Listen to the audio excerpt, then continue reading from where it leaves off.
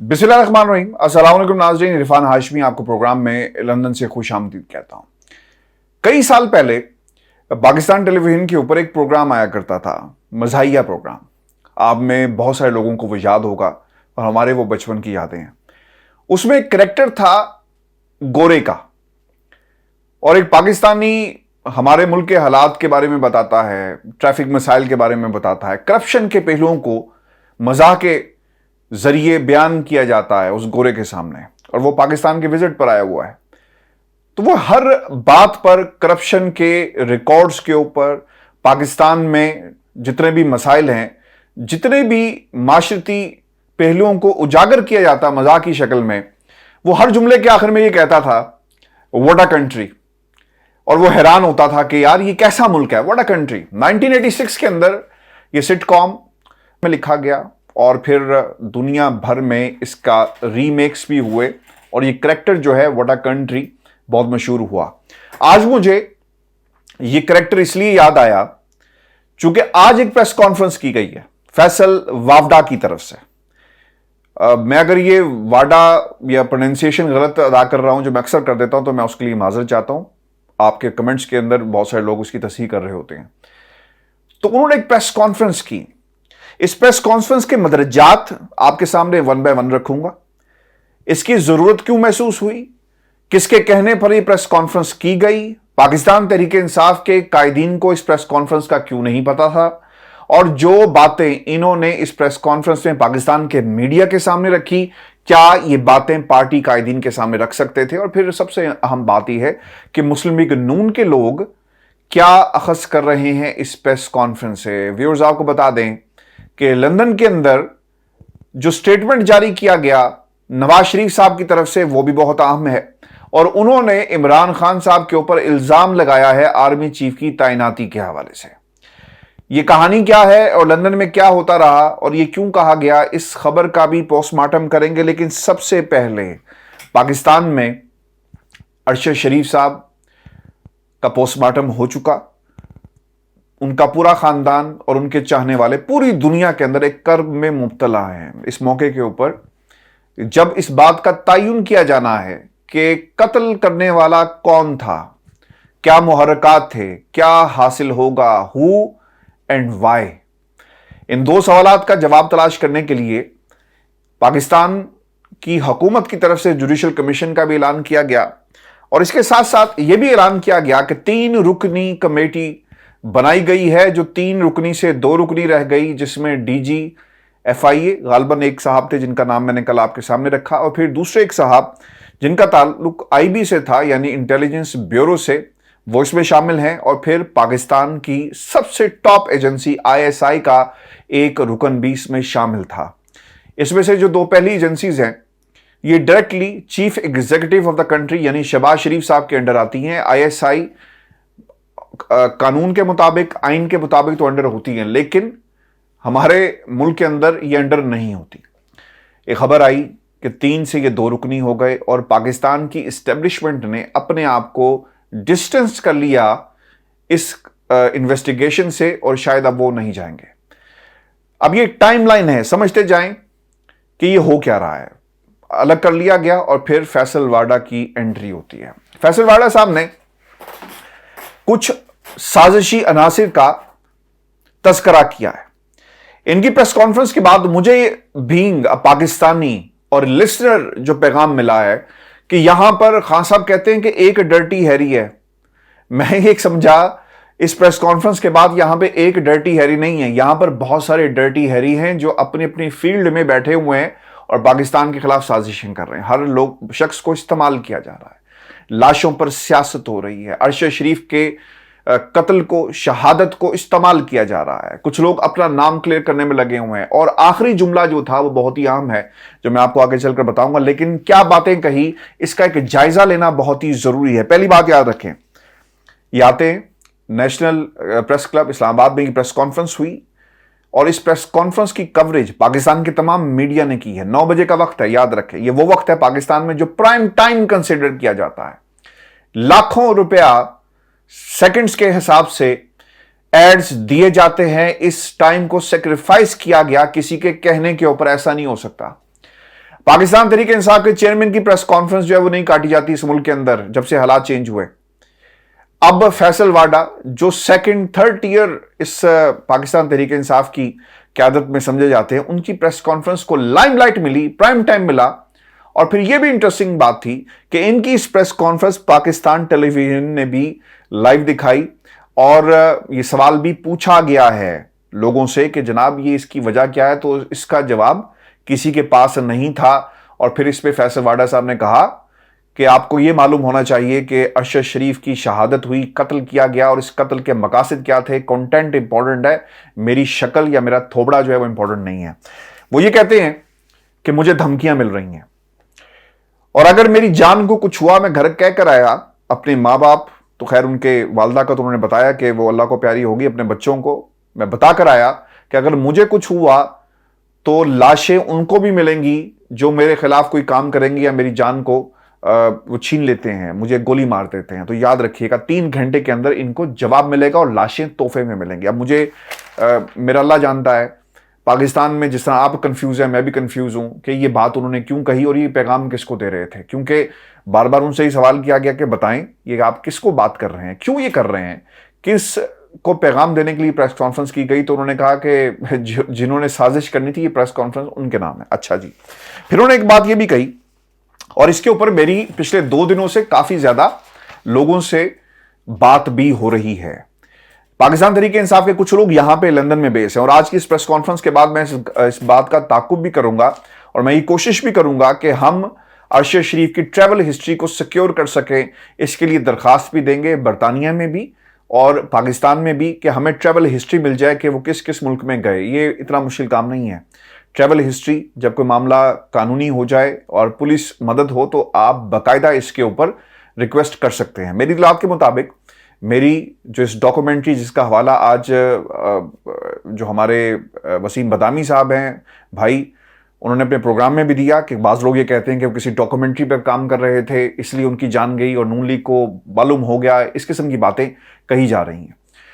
और इस दौरान मेरी जिन लोगों से बात हुई और जो लोग इस डॉक्यूमेंट्री पे भी काम कर चुके हैं और कर रहे थे फाइनल प्रोडक्शन के मामला, उनसे भी बात हुई और ये मुसलसल अरशद शरीफ साहब उनसे राब्ते में थे और मुझे तो यहां तक कहा गया कि जनाब ये देखें उनका जो इक्विपमेंट है, बाकी जो चीज़ें हैं वो परचेज करवा कर दी वगैरह वगैरह, इस किस्म की बातें कही। और मैं मुसलसल ये बात आपको कर रहा हूँ। लोगों ने मुझसे कहा कि आपके पास इन्फॉर्मेशन नहीं थी तो आप क्यों दुनिया को बता रहे हैं।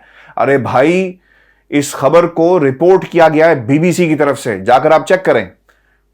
इस खबर को गार्डियन ने रिपोर्ट किया है कि वो लंदन में भी मौजूद थे और इसके साथ साथ वो गार्डियन ने भी लिखा कि वो उनका मुख्तसर सा दौरा हुआ है लंदन का। और फिर आपको याद होगा अरशद शरीफ की टाइमलाइन पे एक तस्वीर भी पड़ी हुई है पिकाडिली सर्कस की, जहां पे वो कोस्टा, अगर आप पिकाडिली सर्कस, जो लोग लंदन में रहते हैं जिनको पता है पिकाडिली सर्कस का, तो बिल्कुल कोने के ऊपर कुछ कॉफी शॉप्स हैं, वहां पर बैठकर वो तस्वीर ली गई है। और फिर ये मैं नहीं कह रहा, मैंने जो बात कही वो आपके सामने कुछ इन्फॉर्मेशन की बुनियाद पर चीजें शेयर की, लेकिन आज इसका भी जवाब दिया है और फैसल ने यह कहा कि एक डाइवर्जन क्रिएट की गई है कि वो बरतानिया भी गए, बरतानिया के बाद वो दुबई जाते हैं। इसका मतलब यह कि कहीं ना कहीं कोई ये खबर और इस्टेब्लिश करने की अगर कोशिश कर रहा था तो कुछ मकासद थे, और अगर वो वाकई बरतानिया आए और इसका ताल्लुक बरतानिया से नहीं जोड़ना चाह रहे तो फैसल वाडा ने यह बात कही कि डाइवर्जन क्रिएट की जा रही है। यानी दोनों सूरतों में एक बहुत इफ्स एंड बट्स जो है इसके साथ लगे हुए हैं। फिर वो ये कहते हैं कि साजिशी किरदारों ने ये सब कुछ किया, अरशद शरीफ को दुबई से निकलवाने वाला कोई नहीं था। क्योंकि आपको याद होगा कि बार बार ये एक बात कही गई कि हमारे फॉरेन मिनिस्टर ने खत लिखा और सोशल मीडिया के ऊपर एक तासुर देने की कोशिश की जा रही है कि एक बहुत ताकतवर शख्सियत है जिसने दुबई की हुकूमत को कहा कि यार अरशद शरीफ को यहाँ से निकाल दो। हालांकि फैसल साहब ये कहते हैं कि उनका वीज़ा जो था वो ख़त्म होने वाला था और वो अपनी मर्जी से कीनिया गया। अब याद रखिएगा कि 2 चीज़ें बड़ी अहम थी। फॉरेन मिनिस्टर फैसल अपना बिलावल जरदारी, उसके ऊपर इल्ज़ाम, और दूसरी तरफ पाकिस्तान के ताकतवर हलकों के ऊपर भी इल्जाम लगाया जा रहा है कि इनके कहने के ऊपर शायद यहां से निकलवाया गया। तो इसको भी फैसल ने आकर डिफ्यूज करने की कोशिश की कि मैं जानता हूं, मैं राब्ते में था, मेरे फोन को आप दुनिया के किसी कोने में ले जाएं, फोरेंसिक करवाएं और आपको सारी कन्वर्सेशन पता चल जाएगी कि किस तरह अरशद मुझसे राब्ते में रहा। और फिर एक बड़ी इंपॉर्टेंट बात कही, फैसल ये क्लेम करते हैं कि उनके और ताकतवर हलकों के दरमियान कोई शख्स अगर ब्रिज का काम कर रहा था तो वो है फैसल वाडा। اور ارشد شریف صاحب خود پاکستان کے طاقتور حلقوں کے ساتھ ان کے تعلقات بہت اچھے تھے، ایک بڑے اچھے ماحول کے اندر وہ چاہتے تھے کہ واپس آ جائیں اور معاملات ختم ہو گئے۔ ویورز، میں اس بات کو اس حد تک ضرور تسلیم کرنے کے لیے تیار ہوں، چونکہ اگر آپ کسی کے ساتھ مل جائیں، چونکہ آپ کو یاد ہوگا اس ملک کے اندر حامد میر صاحب نے بھی کچھ باتیں کہی اور پھر وہ بھی وقت دیکھا کہ ان کا پروگرام بھی ریسٹور ہوا، وہ خود بھی ریسٹور ہوئے، یعنی وہ اس سرکل میں آ گئے کہ ان کو جو وہ باتیں کر رہے تھے اور کسی نے ان کی باتوں کو جو ہے وہ درگزر کیا اور ان باتوں کے ریوارڈ کے نتیجے میں اور درگزر کے ریوارڈ کے نتیجے میں ان کا پروگرام جو ہے وہ ریسٹور کر دیا جاتا ہے۔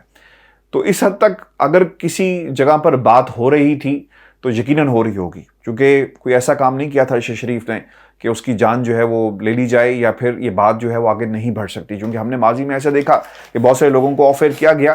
ہمارے ایک دوست ہیں لاہور کے اندر، ایک ٹی وی چینل سے ان کا تعلق تھا اور پنڈی میں ایک دھماکہ ہوا تو بہت عرصے تک کچھ لوگ ناراض ان سے رہے اور انہیں بار بار یہ کہتے رہے کہ تمہیں کیا ضرورت پڑی تھی یہ بات کرنے کی کہ تم انڈین کسی بھی ٹیلی ویژن چینل کے اوپر جو ہے وہ انٹرویو دو اور اپنے بیپر کے اندر یہ ساری باتیں کرو۔ تو یہ مذاکرات ہوتے رہتے ہیں۔ میں آپ کو انفارمیشن کی جو میں نے اپنی آنکھوں سے دیکھا ہے اس کے اوپر ہی میں آپ کے ساتھ بات شیئر کر رہا ہوں، تو ایسا نہیں ہے۔ پھر انہوں نے یہ بھی کہا کہ فون اور لیپ ٹاپ، آپ کو یاد ہے کہ 2 روز سے میں یہ کہہ رہا ہوں کہ بھائی آج اب اس کا ارشد شریف کا نہ فون ملے گا نہ لیپ ٹاپ ملے گا۔ آج فیصل نے بھی وہی بات کی کہ لوگ جو ہیں وہ ریکارڈ کو مٹا دیں گے اور ویورز ایسا ہی ہونا ہے۔ پھر ایک بڑی امپورٹنٹ ایک انٹرویو، رانا ثناء اللہ نے کچھ 2 باتیں کہی ہیں اور وہ یہ کہتے ہیں کہ کاروباری شخصیت، ایک فارم ہاؤس، خرم منظور ملازم ہے اور اس کا تعلق کسی ٹی وی چینل کے مالک سے۔ اب یہ اشارے جو ہے نا کس طرف جا رہے ہیں، میں کسی کا نام نہیں لے رہا، لیکن اشارے کس کی طرف جا رہے ہیں، کس کو بدنام کرنے کی کوشش کی جا رہی ہے، یہ بڑا ہی ایک امپورٹنٹ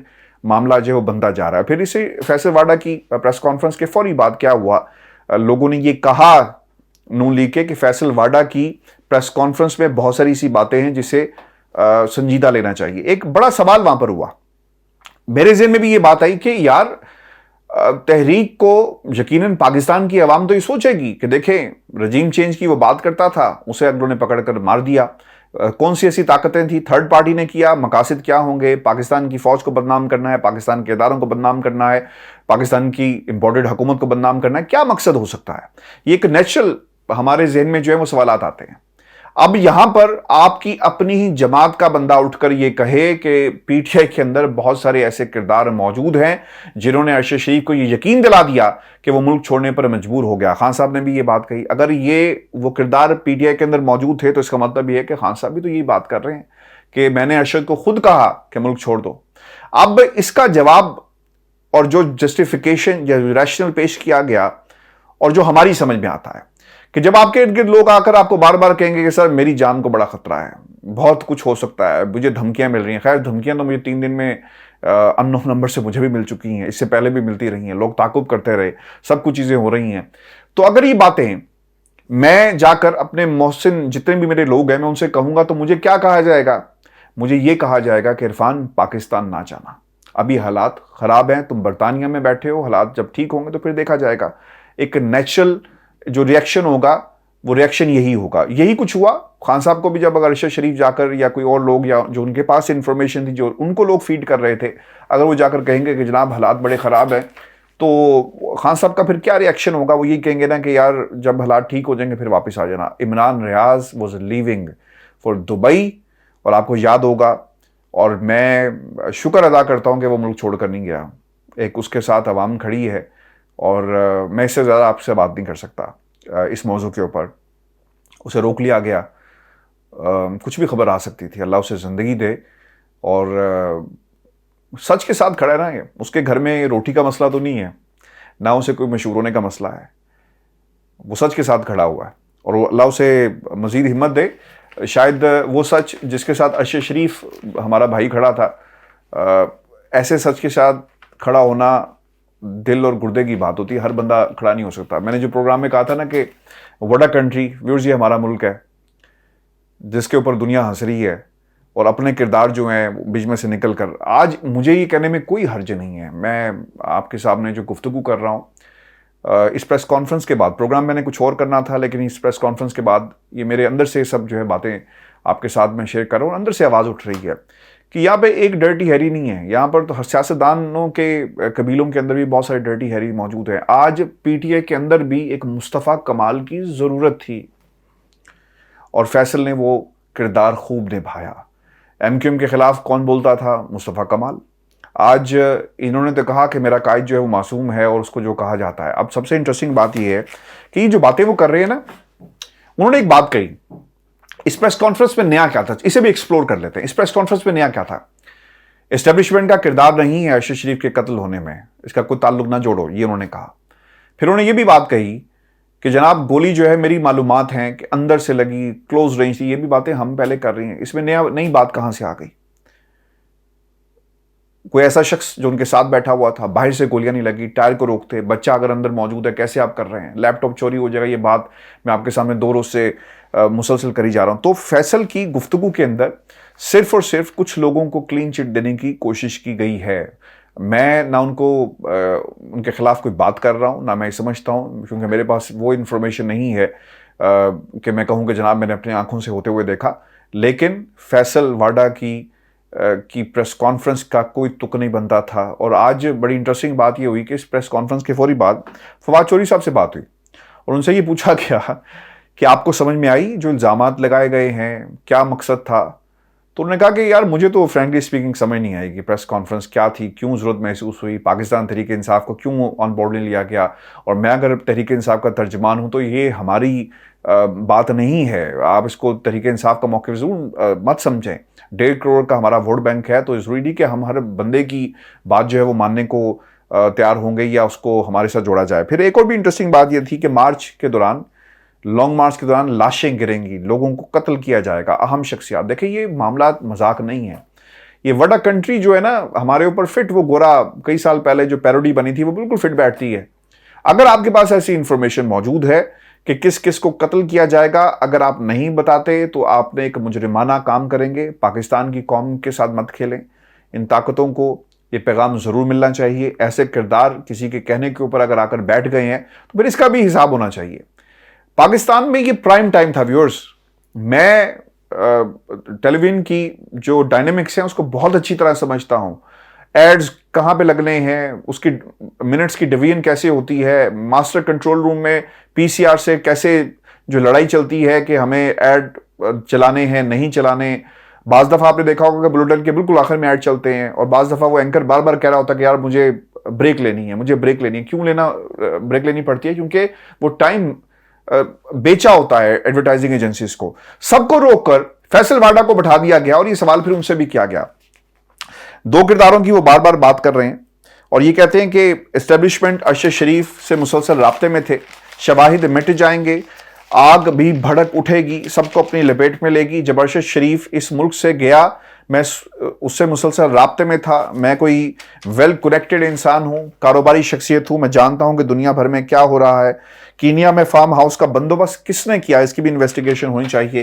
کس کے کہنے پر چھپایا گیا. مجھے قتل کیا گیا تو 3 گھنٹے میں اپنی اس کا جواب ملے گا.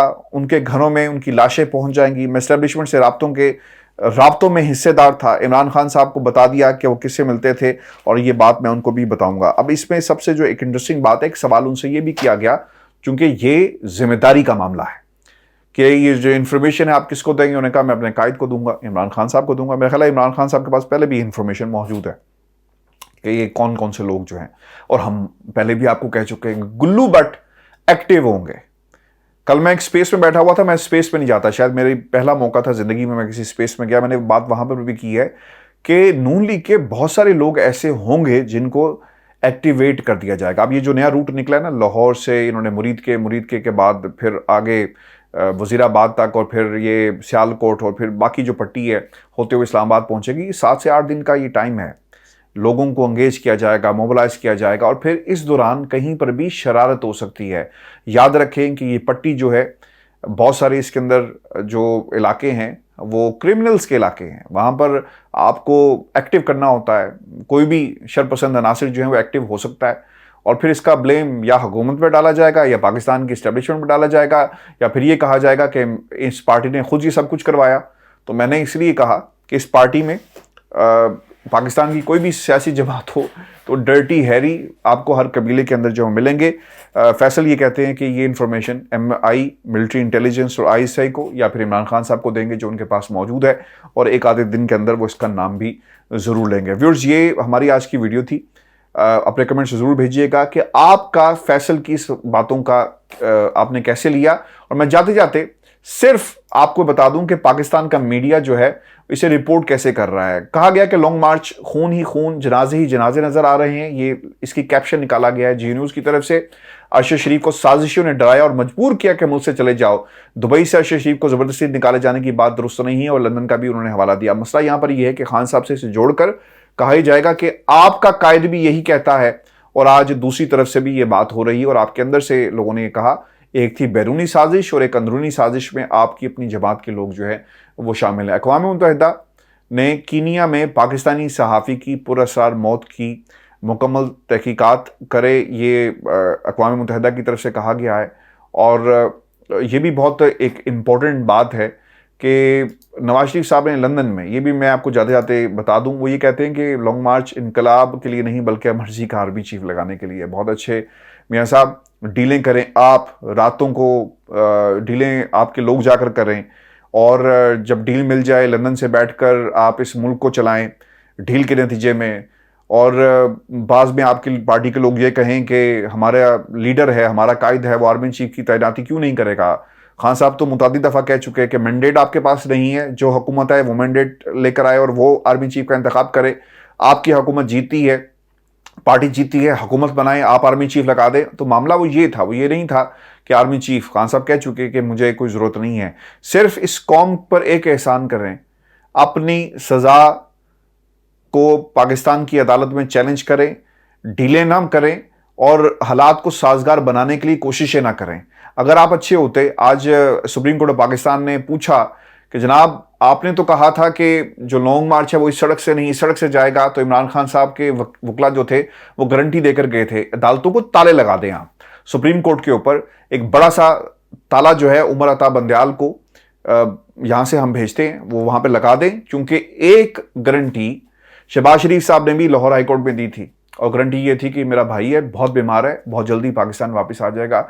उसका भी आपने ड्रॉप सीन देख लिया। खुदारा ऐसा मत करें, ये हमारा एहतजाज हक है, एक आम पाकिस्तानी का हक है। हम क्रिटिसाइज़ भी करेंगे पाकिस्तान की अदालतों को, आपके फैसलों को क्रिटिसाइज़ करेंगे, क्योंकि आपके जज कहते हैं कि जजों का नाम लेकर जो है वो क्रिटिसाइज़ करो, सुप्रीम कोर्ट को कुछ ना कहो। तो आपने ये जो कुछ आज कहा गलत कहा, और अगर मैं गलत हूं तो पहले आप अपने जज को बुलाकर पूछे कि वो क्यों कौम को जो है ये सबक देता फिर रहा है, उसको भी रोके।